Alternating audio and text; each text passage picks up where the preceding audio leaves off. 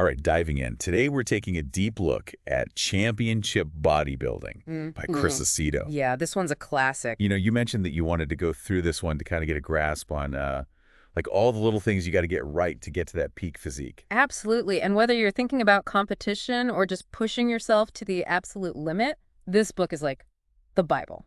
So what makes this book so special? What sets it apart?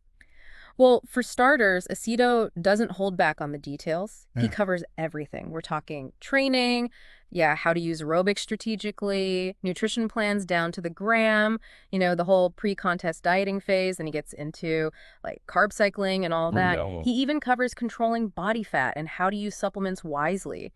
It's all there, and it's all geared towards that championship mindset. Okay, so that's a lot to unpack. And our goal today isn't to turn everyone into a competitive bodybuilder overnight, right? Right. We want to pull out the most important strategies, the stuff that's going to make a real difference, whether you're a seasoned lifter or just starting out. Absolutely. Cut through the noise and get to the good stuff. So where does Aceto even begin with all this? Where's the foundation? Well, he starts with what he calls the 3 pillars: training, nutrition, and rest. The Holy Trinity. You hear that everywhere. But what's interesting is how Aceto emphasizes that these things all work together. Right. It's not like you can just crush it in the gym and ignore everything else. No way. You can't just out-train a bad diet, You can't skimp on sleep and think you'll recover properly. It's got to be all in sync. So it's a whole lifestyle thing. Exactly. Holistic, he might call it. Okay, so let's dive into training a little bit. I remember you were talking about how Aceto's really big on intensity. Oh yeah, he's all about intensity. What's his take on that? He believes that shorter, harder workouts can be way more effective than those marathon sessions you see some people doing. Oh, interesting. So quality over quantity. 100%. It's about making every minute count, pushing yourself to the limit in that focused time. Makes sense. And I bet proper form and technique are super important when you're training like that. Couldn't be more critical. You really don't want to get sloppy and risk hurting yourself when you're pushing that hard. Absolutely. Aceto's really adamant about that. Lifting correctly is the key to actually hitting the muscles you want to work. And to staying injury-free. Exactly. You can't train intensely if you're sidelined with a pulled muscle or something. Couldn't agree more. And what about progressive overload? That's kind of a fundamental principle, right? Totally. You got to keep challenging your muscles if you want them to grow. How does Aceto approach that? It's about gradually increasing the demands on your body over time. It doesn't always have to be huge jumps in weight either. Right. It could be adding an extra rep, an extra set, maybe shortening your rest periods a little. So small, consistent changes. Exactly. It's like those little nudges that force your body to adapt and get stronger. Gotcha. So we've got intense, focused training, perfect form, and constantly pushing those limits. Yeah. Now, where does cardio fit into all of this? Well, for Aceto, aerobics are a tool mainly for burning fat and keeping your heart healthy. Okay. It's not about becoming a marathon runner. It's about getting lean enough so those muscles can really pop. Right. Got to have that definition. Exactly.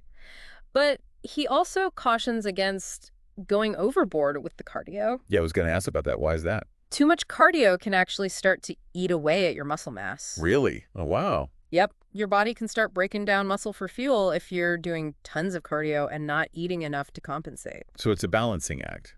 Definitely. Does he have any recommendations for when to do your cardio, like before or after weights? I don't remember if he lays out specific timing guidelines. Okay. But generally, it's a good idea to keep those intense weight sessions and your cardio separate. So you're not like totally wiped out for either one. Yeah. Right.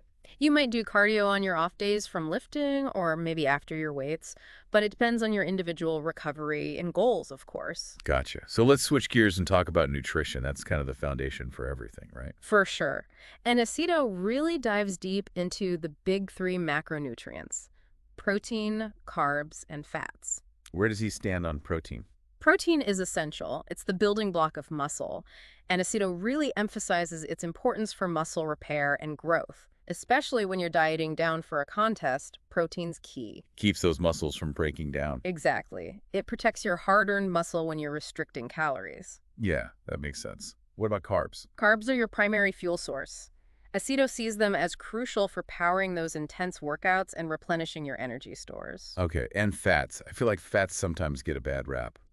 Yeah, they definitely have a bit of a negative reputation, but Aceto points out that they're essential for hormone balance and overall health.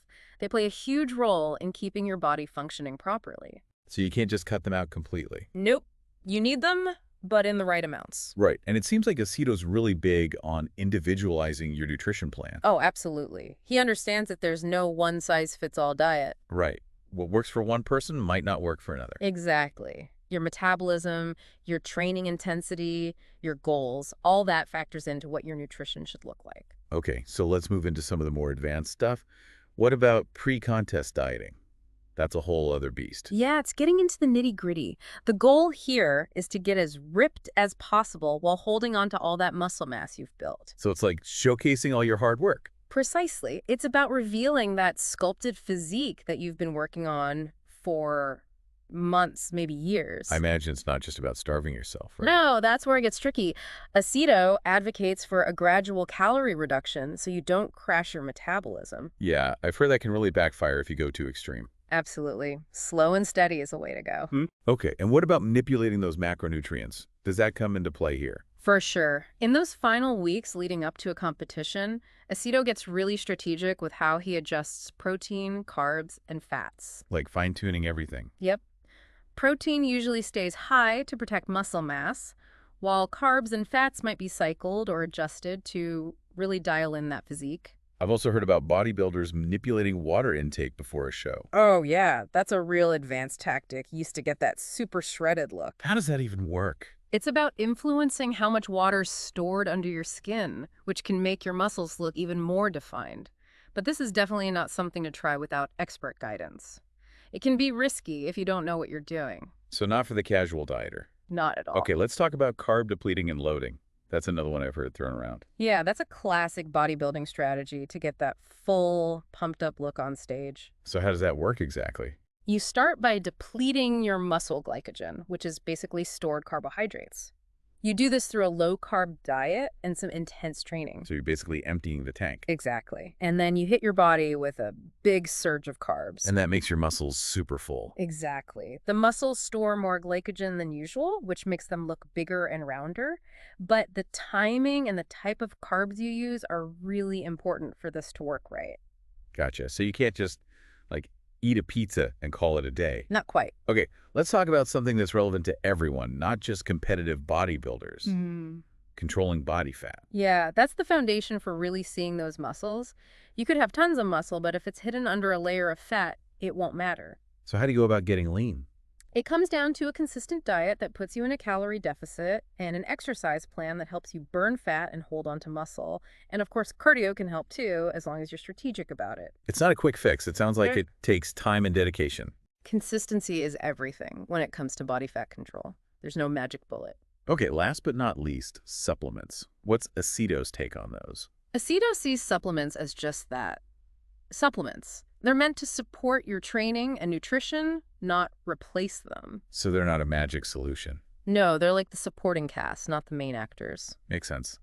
What kind of supplements does he typically talk about? He probably covers the usual suspects. Protein powders, creatine, maybe some other things that are popular in the bodybuilding world. But his main message is that they're only helpful if you have the basics covered. So for everyone listening, even if you're not planning to step on stage anytime soon, understanding these principles can be really valuable. Totally. This book gives you a glimpse into the level of detail that goes into building a truly impressive physique. And it's about understanding the why behind the what. Exactly. It's about knowing why you're doing what you're doing so you can make informed decisions about your own training and nutrition. And for you, with your, like you always say, you're insanely curious about this stuff, Aceto's approach must be really fascinating. Oh, it totally is. He gets into the nitty-gritty of everything. Nutrient timing, training variables, you name it. It's all about being strategic and paying attention to every detail. So this book really highlights that championship mindset. It's about a holistic, meticulous approach to building your best physique. Yeah, every little thing matters. So here's something to think about after this deep dive. Yeah.